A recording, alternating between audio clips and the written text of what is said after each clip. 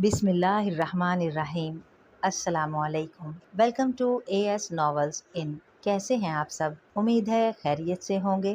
पेश खिदमत है नावल पीर कामिल की किस्त नंबर 18। और सबके दरमियान वो एडवेंचर उसके जहन में अब तक था जिसकी वजह से वो अमेरिका में मौजूद था। सिकंदर को उसके निकाह का पता कब चला था, कैसे चला था?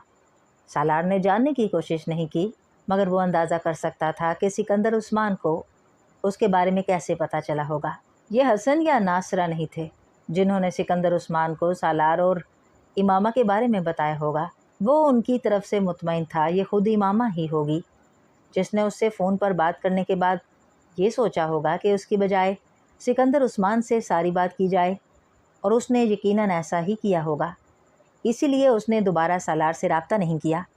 सिकंदर ने उससे रब्ता करने के बाद ही उसके कमरे की तलाशी लेकर वो निकाहनामा बरामद कर लिया था। मगर ये सब कब हुआ था? ये वो सवाल था जिसका जवाब वो नहीं ढूंढ पा रहा था।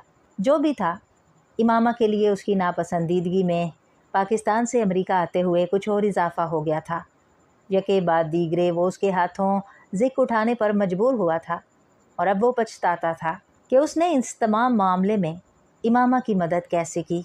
बाज़ दफ़ा उसे हैरानी होती थी कि आखिर वो इमामा जैसी लड़की की मदद करने पर कैसे तैयार हो गया था, और इस हद तक मदद के वो अब तक इन तमाम वाक़यात के बारे में सोचते हुए भी कोफत महसूस कर रहा था। आखिर मैंने उसकी मदद क्यों की, जबकि मुझे जो करना चाहिए था कि उसके रब्ता करने पर मैं वसीम को, उसके वालदैन को या ख़ुद अपने वालदैन को इस सारे मामले के बारे में बता देता, या फिर जलाल के बारे में उन्हें बता देता, या फिर उसके कहने पर उसके साथ सिरे से निकाह करता ही ना, या उसे घर से फ़रार होने में तो कभी उसकी मदद ना करता। बाज़ दफ़ा उसे लगता कि जैसे वो किसी छोटे बच्चे की तरह उसके हाथों में इस्तेमाल हुआ था।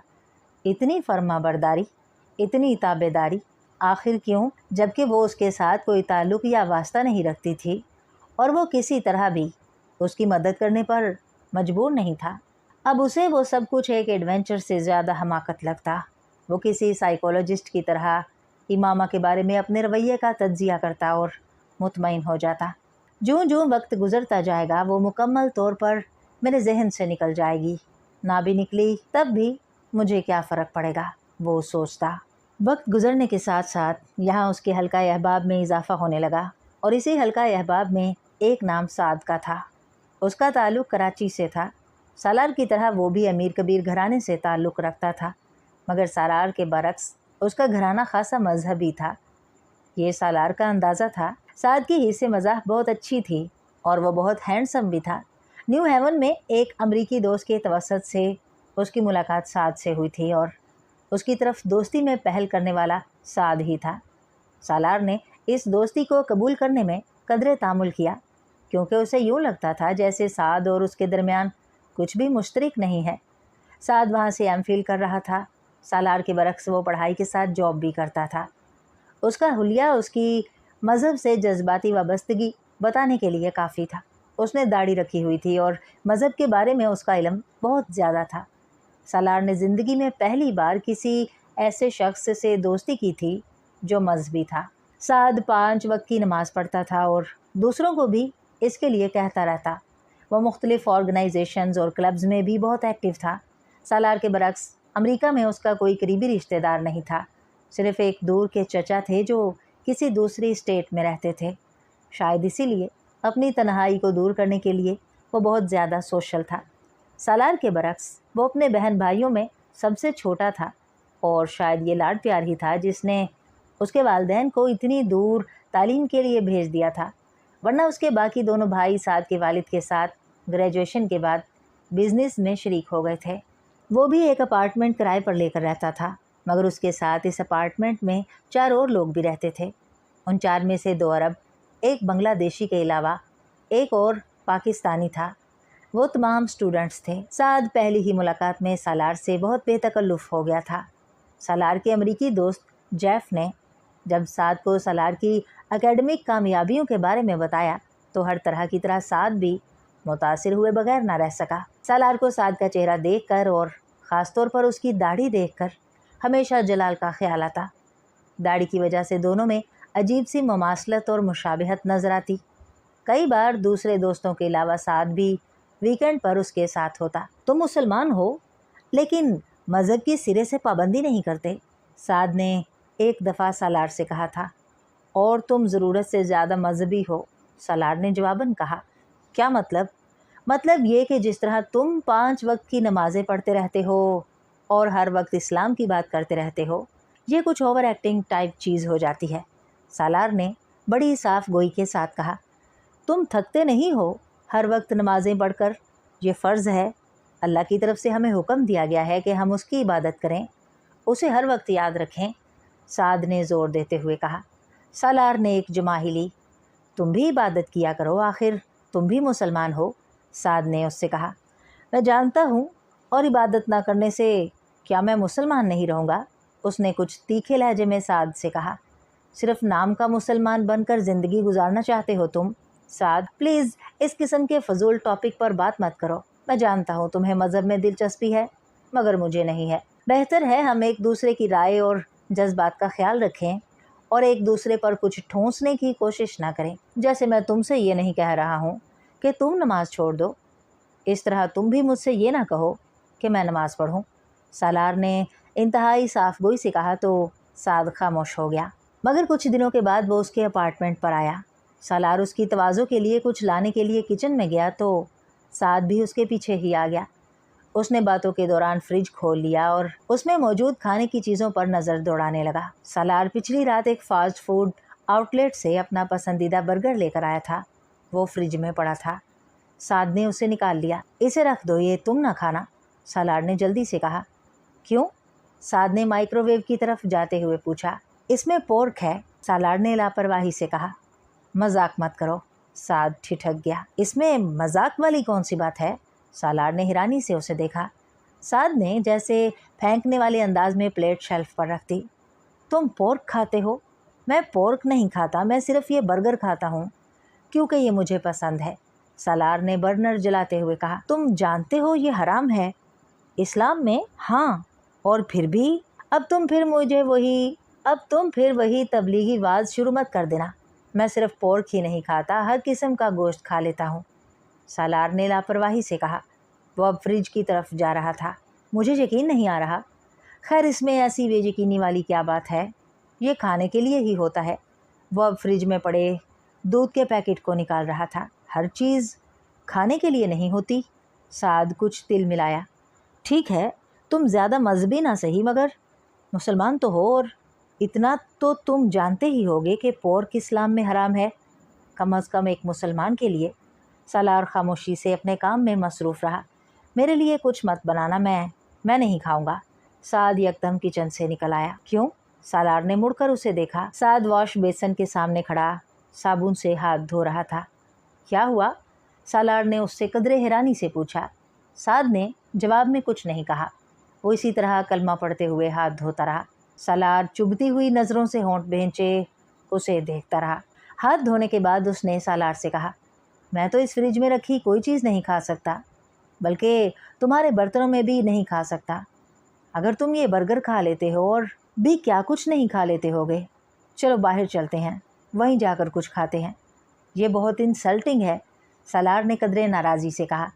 नहीं, इंसल्टिंग वाली तो कोई बात नहीं है, बस मैं ये हराम गोश्त नहीं खाना चाहता और तुम इस मामले में परहेज़ के आदी नहीं हो, साद ने कहा। मैंने तुम्हें ये गोश्त खिलाने की कोशिश नहीं की, तुम नहीं खाते इसलिए मैंने वो बर्गर पकड़ते ही तुम्हें मना कर दिया, सालार ने कहा। मगर तुमको शायद कोई फोबिया हो गया है, तुम इस तरह रिएक्ट कर रहे हो जैसे मैंने अपने पूरे फ्लैट में उस जानवर को पाला हुआ है और रात दिन उन्हीं के साथ रहता हूँ। सालार नाराज़ सा हो गया। चलो बाहर चलते हैं, साद ने उसकी नाराज़ी को ख़त्म करते हुए कहा। बाहर चलकर कुछ खाएंगे तो मैं बिल पे नहीं करूँगा, तुम करोगे, सालार ने कहा। ठीक है, मैं कर दूँगा, नो प्रॉब्लम, तुम चलो, साद ने इत्मीनान का सांस लेते हुए कहा। और अगली दफ़ा तुम मेरे अपार्टमेंट पर आते हुए घर से कुछ खाने के लिए लेकर आना, सालार ने कदरे तंजिया अंदाज में उससे कहा। अच्छा, ले आऊँगा, साद ने कहा। वो उस वीकेंड पर झील के किनारे बैठा हुआ था। उसकी तरह बहुत से लोग वहाँ फिर रहे थे। वो कुछ देर इधर उधर फिरने के बाद एक बेंच पर आकर बैठ गया। बहुत लापरवाही से एक आइसक्रीम स्टिक खाते हुए वो इधर उधर नज़रें दौड़ाने में मसरूफ़ था जब उसकी तवज्जो 3 साल के एक बच्चे ने अपनी तरफ मबजूल कर ली। वो बच्चा एक फुटबॉल के पीछे दौड़ रहा था और उससे कुछ फासले पर स्याह हिजाब ओढ़े एक लड़की खड़ी थी जो मुस्कुराते हुए उस बच्चे को देख रही थी। वो वहाँ मौजूद बहुत से एशियन में से एक थी, मगर हिजाब में मलबूस वाहिद लड़की थी। वो लाशऊरी तौर पर उसे देखे गया। वो बच्चा फुटबॉल को पाँव से ठोकर लगाते हुए आहिस्ता आहिस्ता उसकी बेंच की तरफ आ गया था। एक और ठोकर ने बॉल को सीधा सालार की तरफ भेज दिया। किसी गैर इरादी अमल के तहत सालार ने उसी तरह बैठे बैठे अपने दाएं पाँव में पहने हुए जॉगर की मदद से उस बॉल को रोका और फिर पाँव हटाया नहीं, बल्कि उसी तरह फुटबॉल पर ही रखा। मगर इस बार उसकी नज़र उस लड़की की बजाय उस बच्चे पर थी जो तेज़ रफ्तारी से उस बॉल के पीछे उसकी तरफ आया था। उसके बिल्कुल पास आने की बजाय वो कुछ दूर रुक गया। शायद वो तवक्को कर रहा था कि सालार बॉल को उसकी तरफ लुढ़का देगा, मगर सालार उसी तरह फुटबॉल पर एक पाँव रखे बाएं हाथ से आइसक्रीम खाते हुए दूर खड़ी उस लड़की को देखता रहा। शायद उसे ये तवक्को थी कि अब वो करीब आएगी। ऐसा ही हुआ था। कुछ देर तक उसे फुटबॉल ना छोड़ते देखकर वो लड़की कुछ हैरानी से आगे उसकी तरफ आई थी। ये फुटबॉल छोड़ दें, उसने करीब आकर बड़ी शाइस्तगी से कहा। सालार चंद लम्हे उसे देखता रहा, फिर उसने फुटबॉल से अपना पाँव उठाया और वहीं बैठे बैठे फुटबॉल को एक ज़ोरदार किक लगाई। फुटबॉल उड़ते हुए बहुत दूर जा गिरी। किक लगाने के बाद उसने इत्मीनान से उस लड़की को देखा। उसका चेहरा अब सुर्ख हो रहा था, जबकि वो बच्चा एक बार फिर उस फुटबॉल की तरफ भागता जा रहा था जो अब कहीं नज़र नहीं आ रही थी। उस लड़की ने ज़ेरे लब उससे कुछ कहा और फिर वापस मुड़ गई। सालार उसके मुंह से निकलने वाले अल्फाज को सुन या समझ नहीं सका, मगर उसके सुर्ख चेहरे और तासुरात से यह अंदाज़ा बखूबी लगा सकता था कि वो कोई खुशगवार अल्फाज नहीं थे। उसे अपनी हरकत पर शर्मिंदगी भी हुई, मगर जल्द ही अंदाज़ा हो गया कि उसने ये हरकत क्यों की। वो लड़की इमामा से मुशाबहत रखती थी। वो लंबे से स्याह कोट में स्याह हिजाब ओढ़े हुए थी, दराज कद और बहुत दुबली पतली थी, बिल्कुल इमामा की तरह। उसकी सफ़ेद रंगत और स्याह आंखें भी उसे इमामा जैसी ही महसूस हुई थीं। इमामा बहुत लंबी चौड़ी चादर में ख़ुद को छुपाए रखती थी। वो हिजाब नहीं लेती थी, मगर इसके बावजूद उस लड़की को देखते हुए उसे उसका ख्याल आया था और लाशऊरी तौर पर उसने वो नहीं किया जो वो लड़की चाहती थी। शायद उसे इस किसी हद तक ये तस्कीन हुई थी कि उसने इमामा की बात नहीं मानी, मगर वो इमामा नहीं थी। आखिर क्या हो रहा है मुझे? इस तरह तो उसने हैरान होते हुए सोचा। वो जेब में से एक सिगरेट निकाल कर सुलगाने लगा। सिगरेट के कश लेते हुए वो एक बार फिर उस लड़की को देखने लगा जो अपने बच्चे को फुटबॉल के साथ खेलते देखकर मुस्कुरा रही थी। सालार उसे देख रहा था और उसके अलावा हर शय से बेनियाज नज़र आ रहा था। उस रात वो काफ़ी देर तक इमामा के बारे में सोचता रहा था। उसके और जलाल अंसर के बारे में उसे यकीन था कि अब तक वो दोनों शादी कर चुके होंगे, क्योंकि अपना निकाहनामा सिकंदर से हासिल करने के बाद वो ये जान चुकी होगी कि तलाक का हक़ पहले ही उसके पास था। उसे इस सिलसिले में सालार की मदद की ज़रूरत नहीं थी। ये जानने के बावजूद कि जलाल अंसर उसके कहने पर भी इमामा से शादी पर तैयार नहीं हुआ था, उसे फिर भी न जाने क्यों ये यकीन था कि जलाल अंसर एक बार इमामा के पास पहुंच जाने पर उसे इनकार नहीं कर सका होगा। उसकी मिन्नत समाजत पर वो मान गया होगा। इमामा उसके मुकाबले में बहुत खूबसूरत थी और इमामा का ख़ानदान मुल्क के ताकतवर तरीन ख़ानदानों में से एक था। कोई अहमक ही होगा जो जलाल अंसर जैसी हैसियत रखते हुए इमामा को सोने की चिड़िया ना समझता हो, या फिर हो सकता है वो वाकई इमामा की मोहब्बत में मुब्तला हो। जो भी था, उसे यकीन था कि वो दोनों शादी कर चुके होंगे और पता नहीं किस तरह हाशिम मुबीन की आंखों में धूल झोंक कर छुपने में कामयाब हुए होंगे, या ये भी मुमकिन है कि हाशिम मुबीन ने अब तक उन्हें ढूंढ निकाला हो। मुझे पता तो करना चाहिए इस बारे में, उसने सोचा और फिर अगले ही लम्हे खुद को झिड़का। फॉर गॉड सेक सालार, दफ़ा करो उसे, जाने दो, क्यों ख्वामख्वाह उसके पीछे पड़ गए हो। ये जानकर आखिर क्या मिल जाएगा कि हाशिम मुबीन उस तक पहुँचे हैं या नहीं। उसने बेख्तियार खुद को झिड़का, मगर उसका तजस्सुस ख़त्म नहीं हुआ। वाकई मैंने यहाँ आने के बाद ये जानने की कोशिश क्यों नहीं की कि हाशिम मुबीन उस तक पहुँचे हैं या नहीं। उसे हैरानी हो रही थी। मेरा नाम वीनस एडवर्ड है, वो लड़की उसकी तरफ अपना हाथ बढ़ाते हुए बोली थी। वो उस वक्त लाइब्रेरी की बुक शेल्फ से एक किताब निकाल रहा था जब वो उसके करीब आई थी। सालार सिकंदर, उसने वीनस से हाथ मिलाते हुए अपना तारुफ करवाया। मैं जानती हूँ तुम्हें तारुफ की ज़रूरत नहीं है, वीनस ने बड़ी गर्मजोशी से कहा। सालार ने उसे ये नहीं कहा कि उसे भी तारुफ की ज़रूरत नहीं थी। वो अपनी क्लास के 50 लोगों को उनके नाम से जानता और पहचानता था। न सिर्फ ये बल्कि वो ब्रीफ बायोडाटा भी बगैर अटके किसी गलती के बता सकता था।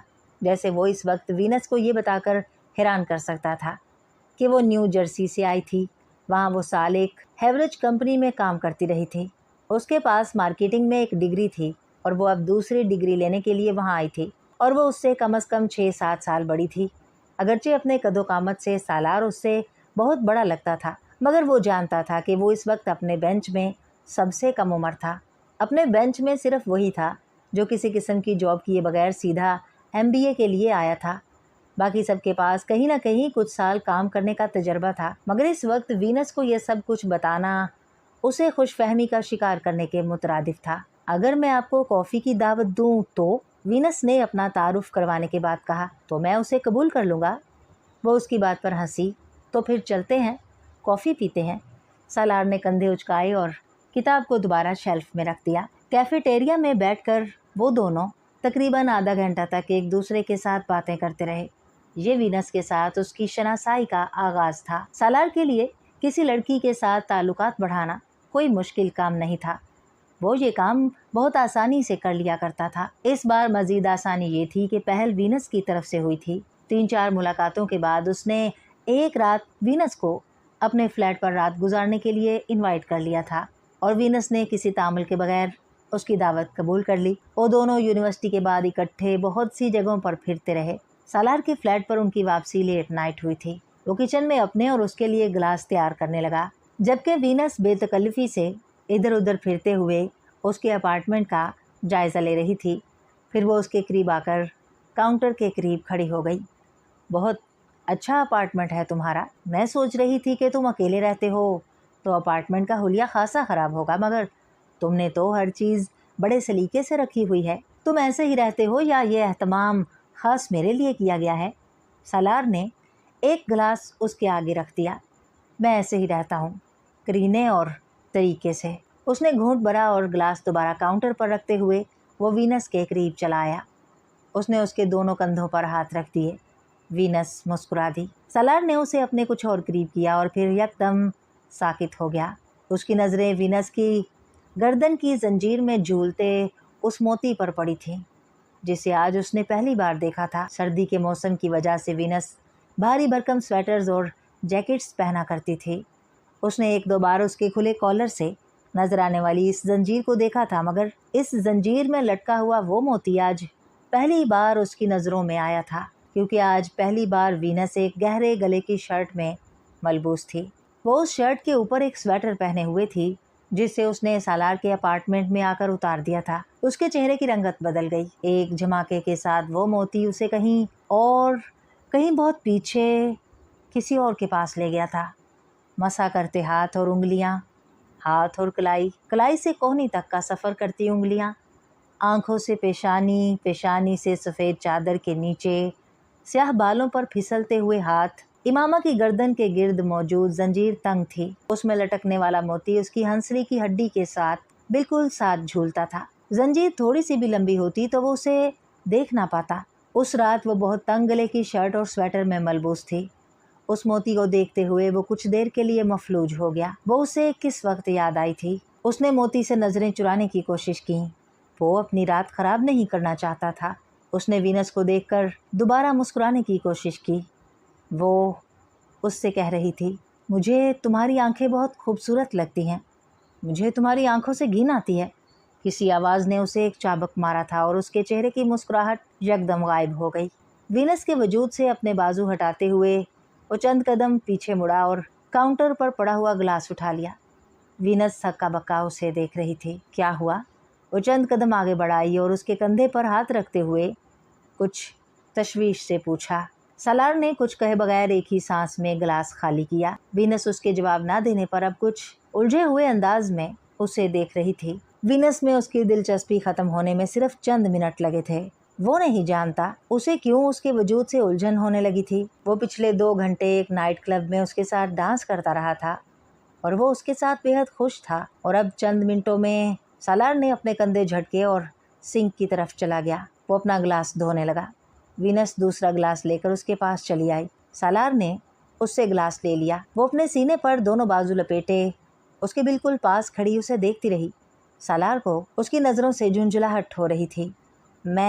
मेरी तबीयत कुछ ठीक नहीं है, ग्लास को शेल्फ पर रखते हुए उसने वीनस से कहा। वो हैरानी से उसे देखने लगी। वो बिलवास्ता तौर पर उसे वहाँ से जाने के लिए कह रहा था। वीनस के चेहरे का रंग बदल गया। सालार का रवैया बेहद तौहीन-आमेज़ था। वो चंद लम्हे उसे घूरती रही, फिर तेजी के साथ अपना स्वेटर और बैग उठाकर अपार्टमेंट का दरवाज़ा धमाके से बंद करके बाहर निकल गई। वो दोनों हाथों से अपना सर पकड़कर सोफे पर बैठ गया। वीनस और इमामा में कहीं किसी किस्म की कोई मुशाबहत नहीं थी। दोनों की गर्दनों में मौजूद मोती भी बिल्कुल एक जैसा नहीं था। इसके बावजूद इस वक्त उसकी गर्दन में झूलते उस मोती को देखकर बेख्तियार वो याद आई थी। क्यों? अब फिर क्यों? आखिर इस वक्त क्यों?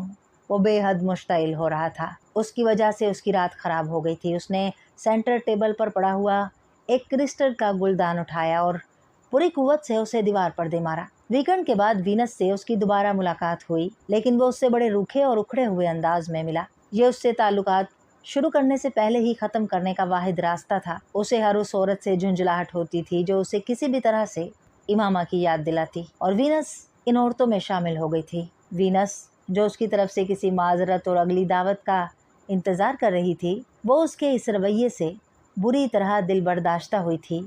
येल में ये उसका पहला अफेयर था।